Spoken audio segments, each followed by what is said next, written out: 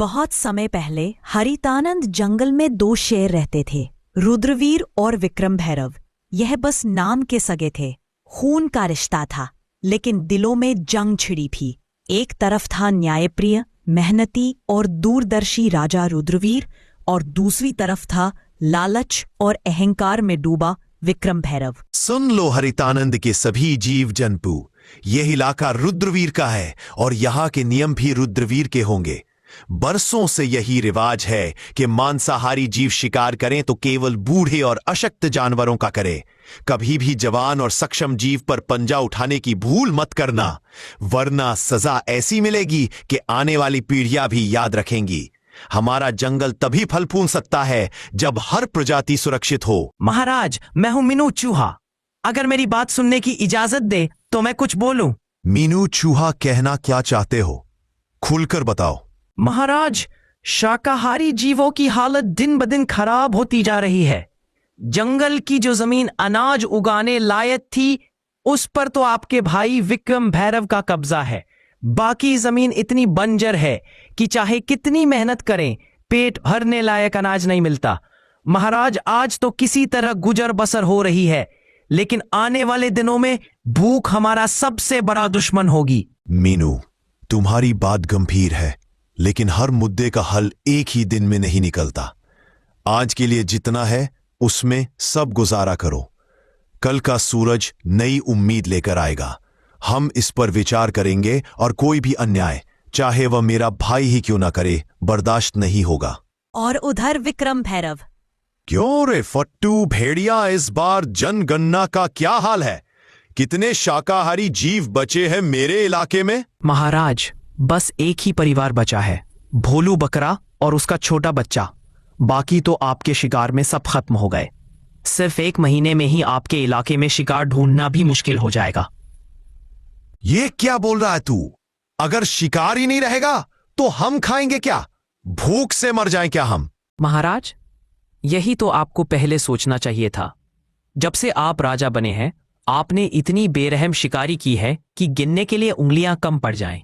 अब हालत यह है कि आखिरी बचा शिकार भी आपके बड़े भाई के इलाके में भाग गया है। भागेगा कहाँ? शिकार मेरा है, चाहे वो भाई के इलाके में क्यों ना चला जाए। आज चाहे आसमान टूट पड़े, मैं उस भोलू बकरा को खाकर ही दम लूंगा। चल फट्टू भेड़िया मेरे साथ। इतना बोलकर विक्रम भैरव और फट्टू भेड़िया दोनों भोलू बकरा के पास जाने लगते हैं। महाराज, यही है रुद्रवीर का इलाका। भोलू बकरा यही छुपा होगा, लेकिन यह जगह आपके लिए खतरे से खाली नहीं है। खतरा विक्रम भैरव के लिए? यह जंगल मेरी रगों में बहता है। फट्टू भेड़िया और शिकार मेरा हक है, चाहे वो भाई का इलाका हो या किसी और का। आज भोलू बकरा का अंत पक्का है। अचानक झाड़ियों के पीछे से भोलू बकरा और उसका बच्चा दिखाई देते हैं, डर के मारे कांपते हुए। भागो मत, तुम्हारा वक्त आ गया है। आज तुम्हारी चीखें इस जंगल में आखिरी बार गूंजेंगी। विक्रम भैरव झपटता है, तभी उसके सामने रुद्रवीर आ जाता है। बस एक कदम और ये जंगल तुम्हारे नाम को हमेशा के लिए मिटा देगा विक्रम भैरव। यह इलाका मेरा है और यहां मेरे नियम चलते हैं। तुम्हारे लालच ने पहले ही तुम्हारे इलाके को वीरान कर दिया। अब तुम मेरी प्रजा पर पंजा उठाओगे। जब तक रुद्रवीर जिंदा है, कोई भी मासूम इस जंगल में डर के साये में नहीं जिएगा। तू मुझे रोक सकेगा? तू सिर्फ अपनी प्रजा का राजा है। मैं इस पूरे जंगल का शेर हूं। मेरा शिकार मुझसे छीनने की हिम्मत कैसे हुई तुझ में? हिम्मत नहीं, फर्ज कहो इसे। राजा वो नहीं जो ताकतवर हो, राजा वो है जो कमजोर को भी उतना ही जीने का हक दे जितना खुद जीता है। अगर तुझे भूख लगी है तो मैं तुझे शिकार दूंगा, लेकिन इस भोलू बकरा का एक बाल भी बांका नहीं होने दूंगा। ठीक है भाई, आज तेरे इलाके का कानून मान लेता हूं, लेकिन याद रख, जंगल के हर कोने में तू नहीं होगा, और जब मैं अकेला शिकार देखूंगा, कोई नहीं आएगा उसे बचाने। विक्रम भैरव मुड़कर चला जाता है। रुद्रवीर भोलू बकरे को और उसके बच्चे को अपनी सुरक्षा में लेकर जंगल के अंदर ले जाता है। रात का समय विक्रम भैरव का अड्डा। आधा चांद आसमान में है, चारों ओर अंधेरा और ठंडी हवा। विक्रम भैरव गुफा के पास बैठा है। उसकी आंखों में लाल चमक। फट्टू भेड़िया पास में खड़ा है, डर और उत्सुकता के बीच। फट्टू भेड़िया, आज की हार मैं भूला नहीं। शेर खान ने सबके सामने मेरी इज्जत मिट्टी ने मिला दी। लेकिन जंगल में ताकतवर वही नहीं होता जो सीधे पंजा मार दे। ताकतवर वो होता है जो दुश्मन के किले को अंदर से गिरा दे। महाराज, आपका क्या मतलब है? मतलब ये कि अब हम रुद्रवीर के इलाके में ऐसे बीज बोएंगे जो उसकी प्रजा को उसी के खिलाफ कर दे। हम पहले उसके जंगल में अराजकता फैलाएंगे, अनाज चुराएंगे, पानी के स्रोत गंदे करेंगे ताकि उसकी प्रजा भूखी और प्यासी हो जाए। फिर जब लोग उसके फैसलों से नाराज होंगे तो मैं आऊंगा उनके लिए मुक्तिदाता बनकर। इतना बोलकर विक्रम भैरव और फट्टू भेड़िया दोनों रात में रुद्रवीर के इलाके में चले जाते हैं और वहां जाकर तालाब में सड़ा हुआ मांस फेंक देते हैं और गुफा से अनाज को चुरा लेते हैं और फिर अपने जंगल वापस आ जाते हैं। तभी अगली सुबह। महाराज, आज सुबह जब मैं सीमा की गश्त पर निकला तो मैंने कई जगह पैरों के निशान देखे।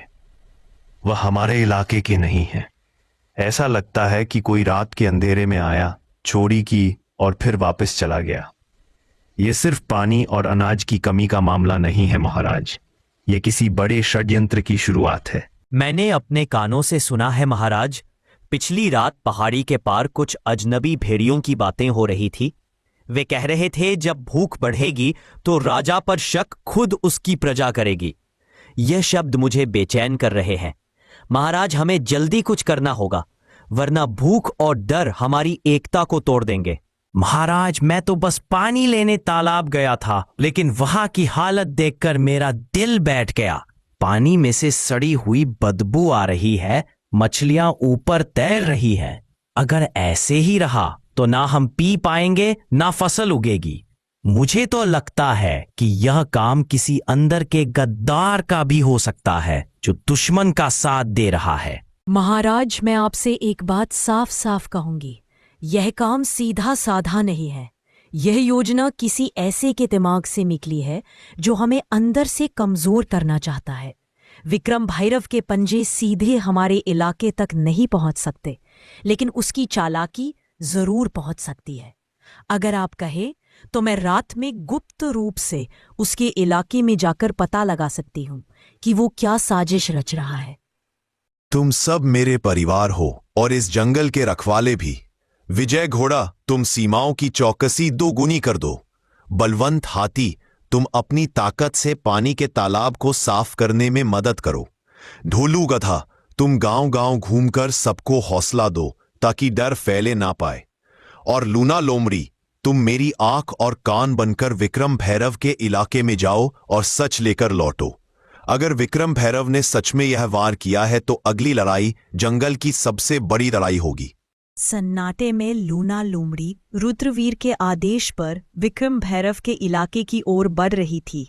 उसके हल्के हल्के कदम सूखी पत्तियों को भी आवाज नहीं करने देते थे। आज उसका हर सांस, हर नजर मौत के साए में थी।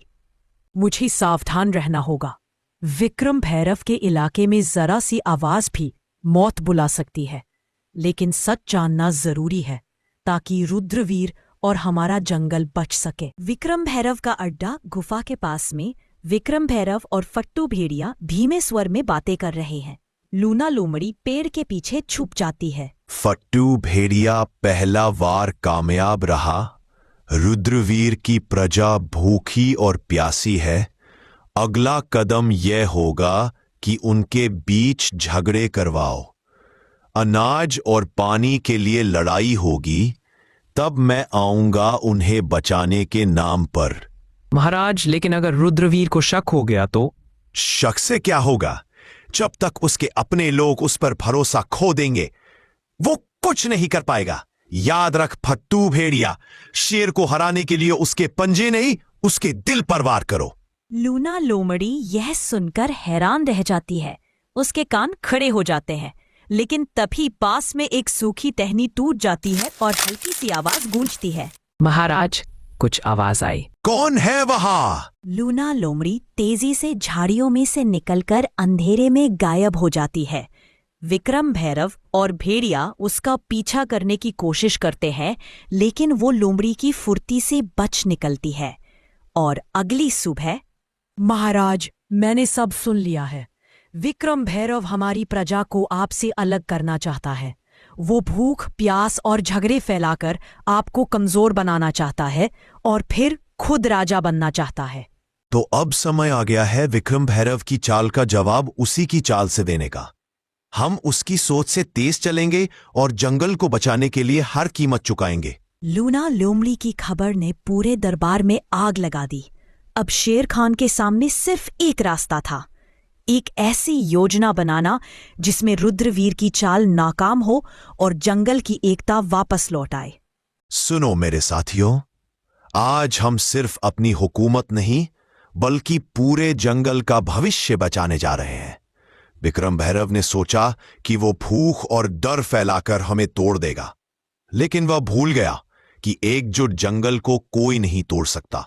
विजय घोड़ा, तुम्हारी रफ्तार पूरे जंगल में सबसे तेज है। तुम सीमा पार विक्रम भैरव के इलाके के चारों ओर गश्त करोगे और अगर उसकी कोई टुकड़ी हमारी तरफ बढ़े तो तुरंत खबर लाओगे। महाराज, जब तक मेरे पैर में जान है कोई दुश्मन इस तरफ नहीं आ पाएगा। बलवंत हाथी, तुम्हारी ताकत हमारी ढाल होगी। तुम अनाज के भंडार के पास रहोगे ताकि विक्रम भैरव का कोई आदमी चोरी ना कर सके। महाराज, मेरी मौजूदगी में अनाज का एक दाना भी इधर उधर नहीं होगा। ढोलू गधा लोग तुम्हें कम आंकते हैं, लेकिन तुम्हारी याददाश्त और सहन शक्ति सबसे बड़ी ताकत है। तुम जंगल के हर घर जाओगे और सबको समझाओगे कि विक्रम भैरव की अफवाहों पर भरोसा ना करे। महाराज, जब तक मेरी आवाज पहुंचेगी कोई भी अपने राजा पर भरोसा खोएगा नहीं। मीनू चूहा, तुम्हारा कद छोटा है लेकिन काम बड़ा। तुम विक्रम भैरव के अड्डे के अंदर घुसकर उसकी खाने पीने की चीजें कुतर दोगे ताकि उसकी टोली कमजोर हो जाए। समझ जाइए महाराज, अब विक्रम भैरव को दांत दिखाने से पहले दांत साफ करने पड़ेंगे। और लूना लोमड़ी, तुम्हारा काम सबसे मुश्किल है। तुम विक्रम भैरव के बीच फूट डालोगी। फट्टू भेड़िए को यकीन दिलाओ कि विक्रम भैरव उसे धोखा देने वाला है और जब उनके बीच लड़ाई होगी हम वार करेंगे। महाराज, विक्रम भैरव को नहीं पता कि खेल अभी शुरू हुआ है। योजना बन चुकी थी। अब ये सिर्फ ताकत की लड़ाई नहीं थी, ये थी दिमाग, हिम्मत और एकता की परीक्षा। जंगल की सांसें तेज हो चुकी थी क्योंकि विक्रम भैरव को खबर तक नहीं थी कि रुद्रवीर ने मोर्चा संभाल लिया है।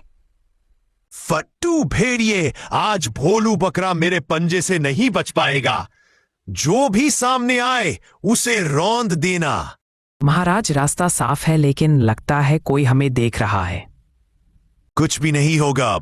अब होगी तो सिर्फ मौत, वो भी रुद्रवीर की। चलो पहले उसके सूखे मांस के बोरे में छेद कर देता हूं, फिर उसके पानी के घड़े में भी। अब देखता हूं कितने दिन ताकत में रहता है। इधर हाथी और लोमड़ी विक्रम भैरव के सामने आ जाता है। रास्ता बंद है। अगर एक कदम भी आगे बढ़ाया तो सीधा आसमान में उछाल दूंगा। मेरे रास्ते से हट जा हाथी, वरना तेरे कान फाड़ दूंगा। कोशिश करके देख ले। हाँ हाँ फट्टू भेड़िए, सुना है विक्रम भैरव तुम्हारे हिस्से का शिकार खुद खाने वाला है। तुम उसके लिए सिर्फ नौकर हो। क्या वो मुझे धोखा देगा? सोच ले, अभी भोलू बकरा तेरे पंजे में आ सकता है, वरना विक्रम भैरव सब खा जाएगा। महाराज, विक्रम भैरव जंगल में प्रवेश कर चुका है। जल्दी चलिए महाराज।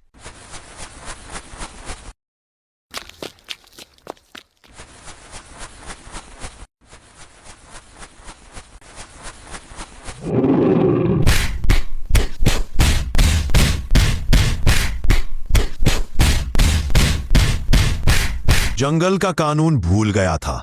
विक्रम भैरव, आज तुझे जिंदा छोड़ रहा हूं ताकि तू याद रखे राज ताकत से नहीं, एकता और न्याय से चलता है।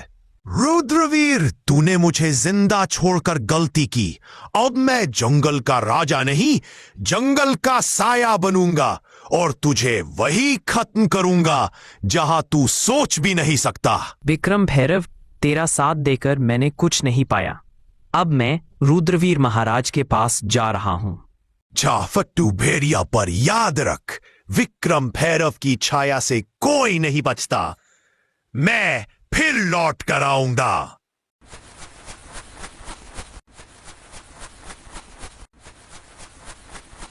इस जंगल में कोई भी राजा नहीं है। राजा सिर्फ न्याय है, और न्याय कहता है जो प्रकृति से विश्वासघात करे उसकी जगह यहां नहीं। तो दोस्तों, इस तरह रुद्रवीर विक्रम भैरव को एक और जिंदगी जीने का मौका देता है और फिर हरितानंद जंगल फिर से शांत हो गया। लूना लोमड़ी, विजय घोड़ा और बलवंत हाथी सब अपने अपने काम में लग गए।